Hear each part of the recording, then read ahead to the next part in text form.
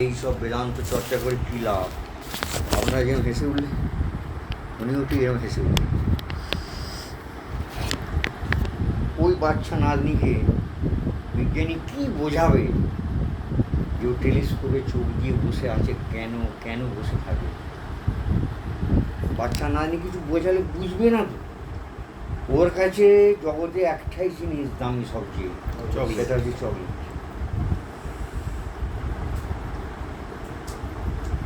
আবার এই উদাহরণ আমার নয়, স্বামীজিরই উদাহরণ। ওই মেঘনাথ সাহা অন্যভাবে বলেছে, ব্রহ্মানন্দ মহারাজ হয়তো একটু অন্যভাবে বলেছেন, আমি একটু অন্যভাবে বললাম বিষয়টা। যে তেমনি জগতের আপনার চারপাশে যারা আছে তারা ঠিক ওই শিশুর মতো, তাদের লাভ লোকসানের যে বোধ, বুদ্ধির লেভেল, তারা লাভ বলতে কে কি বোঝে, আগে তো সেইখানটাই তো আপনি জানলে হাসি পাবে। অনেক মানুষ আমার কাছে আসে, অনেক বেটা ছেলে, অনেক আমাদের এই ব্যারাকপুরের প্রাক্তন ছাত্র সব আসে, দেখি গলায় সোনার চেন বা হাতে সোনার আমার হাসি পায় মনে মনে, যে শালারা কি বোকা, কি গাধা, কি ওটা পড়তে কী হয়েছে? ওটা আর একটা লোহার চেন, কি ডিফারেন্স? ও তো ইলেকট্রন প্রোটন নিউট্রন, এও তো ইলেকট্রন প্রোটন নিউট্রন, দুটোই তো জড় পদার্থ। ফালতু তুমি ওয়েটটা ক্যারি করছো কেন? আর আমি ওই মেটেরিয়ালটাকে গুরুত্ব দিয়েছি বলেই ও গুরুত্ব পেয়েছে। সোনাটাকে আমি গুরুত্ব দিয়েছি বলে, রূপকে অত গুরুত্ব দিই কম দাম, তাই ও কম গুরুত্ব পেয়েছে। আমি আমার গুরুত্বে ও গুরুত্ব পেয়েছে। আমি হ্যাঁ ওকে ভ্যালু দিলাম ফার্স্ট, ভ্যালু দিলাম আমি ওকে ভ্যালু দিলাম, দিয়ে ওকে এবার আমি এবার সালার ভ্যালুয়েবল ভাবতে লেগে গেলাম। ভ্যালুয়েবল ভাবতে লেগে গেলাম। প্রথমে আমি ওকে ভ্যালু দিলাম জবাববদ্ধটাকে, হ্যাঁ, দিয়ে আমি এবার ওইটাকে মনে মনে ভ্যালুয়েবল ভাবতে লেগে গেলাম, নিয়ে এবার আমি পাওয়ার জন্য এইবার পাওয়ার জন্য দৌড়। এই হচ্ছে খেলাটা। পুরোটাই আমার। আর ওই মেয়েটা হেভি দেখতে, সারা ওকে বিয়ে করলে আমি সুখী হব। হ্যাঁ, ওকে বিয়ে করলে আমি সুখী হব না ও আমার জীবনটাকে নরক করে দেবে, সেইটা গ্যারান্টি আছে? না, সেটাকে আমি ভাবছি।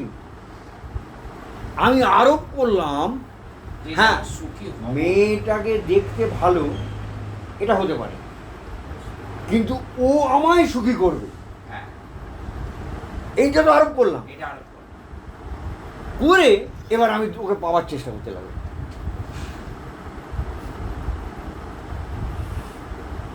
পুরোটাই আমাদের। তাহলে লাভ লোকসান বলতে আগে আমরা কি বুঝি সেটাই তো ক্লিয়ার নয়। লাভ বলতে তুমি কি বোঝো হে, যদি বলি, কেউ মনে করছে চারটি কাগজ আমার যত বেশি হবে, ছাপা নোট,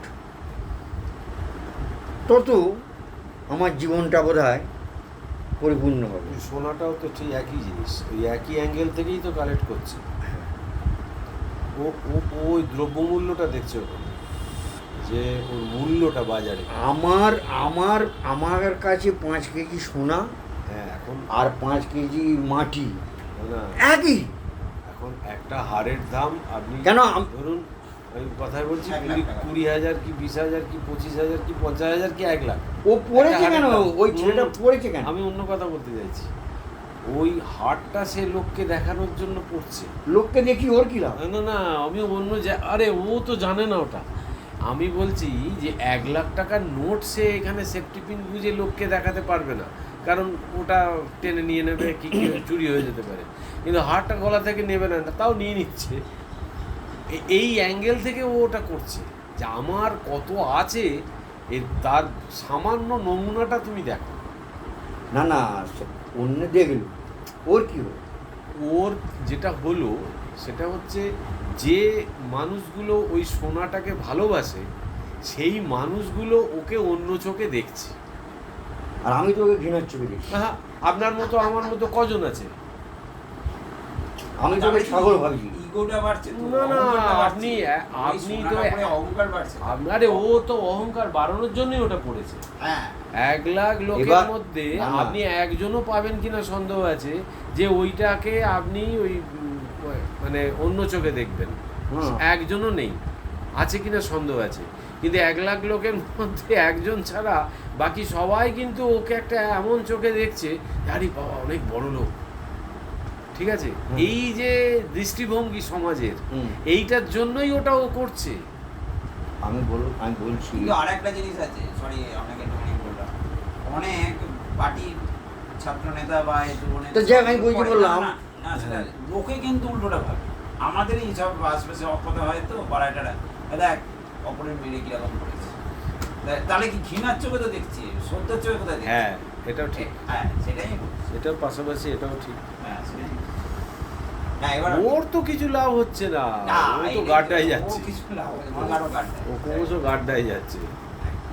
সুতরাং ওই বাচ্চা নাতনির মতন দশা বেশিরভাগ মানুষের, একদম।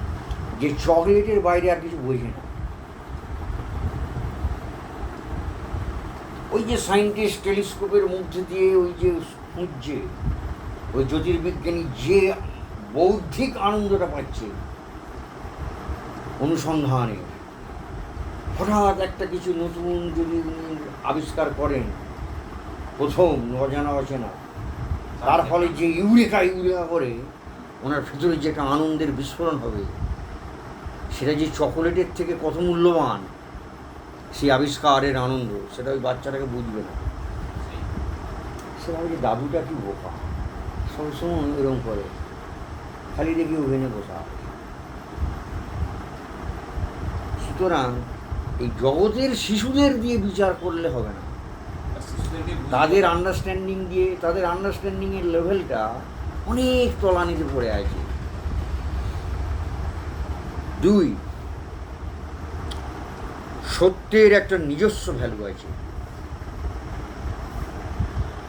সত্যকে আমি সত্যের জন্যেই জানব,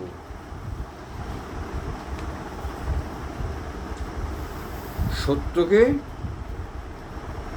সত্যের জন্যই জানব। আমি সত্যানুসন্ধিৎসু, আমি সত্য সন্ধানী, আমি সত্য সাধক, আমি সত্যকে জানতে চাই। I want to realize the supreme truth. সেটা যেমনই হোক, সেটা আনন্দদায়ক হোক বা না হোক, সেটা যদি ভয়ঙ্কর হয় তবু আমি তাকে জানব। যার জন্যে লোকে কত রকম রিস্ক নিয়ে সমুদ্রের তলাতে যায়। যারা অনেক মেডিসিন আবিষ্কার করেছে, করতে গিয়ে অনেকে মারা পর্যন্ত গেছে, জানে না যে ওটা পটাশিয়াম সায়ানাইড, টেস্ট করতে গিয়ে প্রাণ চলে গেছে। হ্যাঁ, জিভে দিয়ে দেখি তো কেমন মারা গেছে। পটাশিয়াম সায়ানাইড তবে আবিষ্কার হয়েছে, তবে অন্য লোক জেনে গেছে যে পটাশিয়াম সায়ানাইডের স্বাদ হচ্ছে মিষ্টি, কিন্তু এটা পয়সা। এটা জানিয়েছে, অন্য লোকে প্রাণ দিয়েছে তার জন্য। মিষ্টিটা কি বলতে পেরেছি? ও শ্মশানে গিয়ে স্কেলেটনগুলো জোগাড় করতে একটা মরা পড়ে রয়েছে, সে শ্মশানের কাছে কুকুরের কামড়া পেশে মারা যায়, কুকুরের কামড়ে সে মারা যায়। তার স্বভাব সেই হচ্ছে শ্মশানে যেখানে মরা পড়ে রয়েছে সে সেখানে চলে যাচ্ছে স্কেলেটনগুলো জোগাড় করার জন্য। অ্যানাটমি।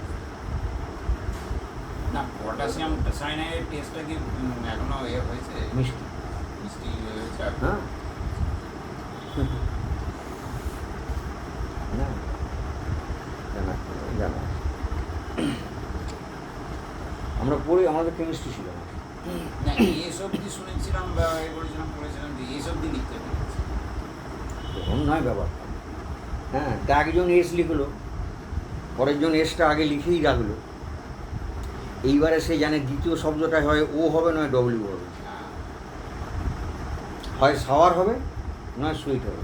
এস যখন লিখেছে এরপরে ও জেনেই গেছে হয় ও হবে নয় ডব্লিউ হবে, ও পেন নিয়ে ডব্লিউটা লিখে দিয়ে মারা গেল ধরুন, তাহলে তো বাকিরা বুঝে গেল যে it is not shower, it is sweet. যদি সে ডব্লিউ দুটি প্রাণ গেলেই তো এটা জানা হয়ে গেল সুইট হবে। আর অমন্য হয় যে আগের সঙ্গে সঙ্গে মরে যায়, ওরা লিখবে বলে বলার সময় থাকে।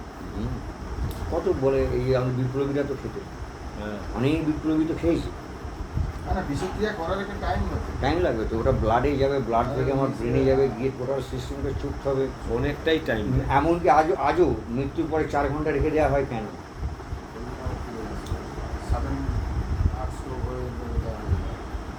আপাতত মারা গেছে তবু 4 ঘন্টায় কেন বডি দিচ্ছে না?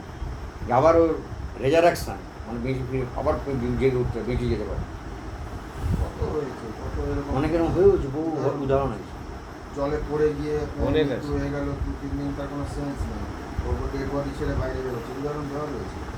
ডেড বডি ছেড়ে দিয়ে ও বাইরে ঘুরে বেড়াচ্ছে, ওর ডেড বডি পড়ে রয়েছে ও দেখতে পাচ্ছে, আবার 3 দিন পরে সে ফিরে এলো। তার মৃত্যুটা কীভাবে হয়েছে না সে টোটালটা বর্ণনা করে যাচ্ছে। 3 দিন পরে যদি যখন ফিরছে তখন তো তার বডিটা রিগার মাটি ছিল। 3 দিন পরে সেইভাবে হয়তো প্রিজার্ভ করে রেখেছি। 4-5 ঘন্টা পরে তো রিগার মাটি হয়ে যাবে। তাহলে সত্যের একটা নিজস্ব মূল্য আছে, সত্যকে আমি সত্য বলেই জানব, এই হচ্ছে সায়েন্টিস্টের লক্ষ্য, অ্যাটিটিউড, মনোভাব। এক্ষেত্রে সত্যটা কি? এক্ষেত্রে হচ্ছে বলছে নো thyself, আত্মানম বিদ্ধি। বলছে আরে তুমি নিজেকেই জানো না, এতগুলো বছর কাটিয়ে দিলে।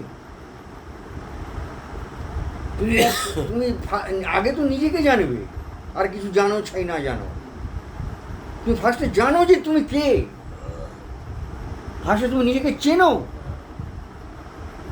তুমি একটা বিভ্রান্ত হয়ে ঘুরে বেড়াচ্ছ, কনফিউজড আইয়ের বোঝা নিয়ে, কনফিউজড আই, একটা বিভ্রান্ত আমির বোঝা নিয়ে ঘুরে বেড়াচ্ছে জগৎ জীবনে। তোমার ব্যবহারটাও তো সেই অনুযায়ী হয়ে যাচ্ছে। এই জন্য হয়ে গেছে।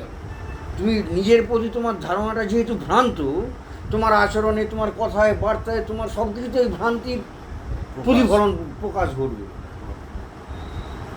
তুমি নিজেও ভুগবে, লোককেও ভোগাবে। আগে তুমি ঠিক ঠিক জানো যে তুমি কে, হু ইউ আর। অথবা এটা হু নাও হতে পারে, এটা হোয়াট হতে পারে, হোয়াট ইউ আর। সেটা আবিষ্কারের পর জানা যাবে যে আমি হু নাকি আমি হোয়াট। এখন তো আমি ক্লিয়ার বলতে পারবো না যে আমি কি আসলে হু নাকি আমি আসলে হোয়াট।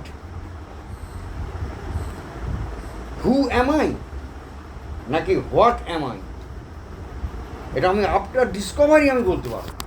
এখন তো আমি কনফিউজ, আমি ঠিক জানি না। অতএব আমার তো সব কিছু ফেলে রেখে ওইটাকে আগে জরুরি কর্তব্য হওয়া উচিত নিজেকে জানা, যে আরে আমি আসলে কি। এটা সবথেকে জরুরি কর্তব্য মানুষের, primary and foremost purpose of life, to know his own nature. এই জন্যে এক কথায় বেদান্ত বলে দিয়েছে আত্মানম বিদ্ধি, দুটো শব্দে। নিজেকে জানো। এইটাই আমি যদি করে যদি তারপর আমি এবার যেগুলো করব সেগুলো সব তখন সঠিক হবে। তখন আমার সমস্ত স্টেপ, আমার বলা কওয়া এবং আমার কাজকর্ম, আমার দৌড়নো বেড়ানো সব তখন অর্থবহ হবে। মূল্যবোধ। তারপরে হচ্ছে যে তবে হ্যাঁ, এই যে সত্য, এই সত্যকে লাভ করলে কী লাভ হবে সেটাও বলা আছে। যে লাভ হবে না প্রথম বললাম লাভ যদি নাও হয় তবু এটার প্রয়োজন আছে। লাভ যদি নাও হয় প্রয়োজন আছে। সত্যকে সত্য বলেই জানবো, হোক সে ভীষণ, তবু আমি তাকে জানবো।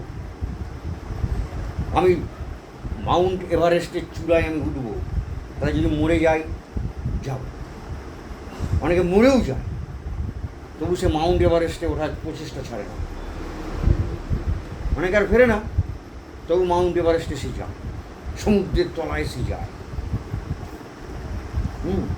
এই হবে আমার, যে আমি যদি মরেও যাই আমি তবু এই পথ আমি ছাড়ব না। কিন্তু এর লাভ আছে,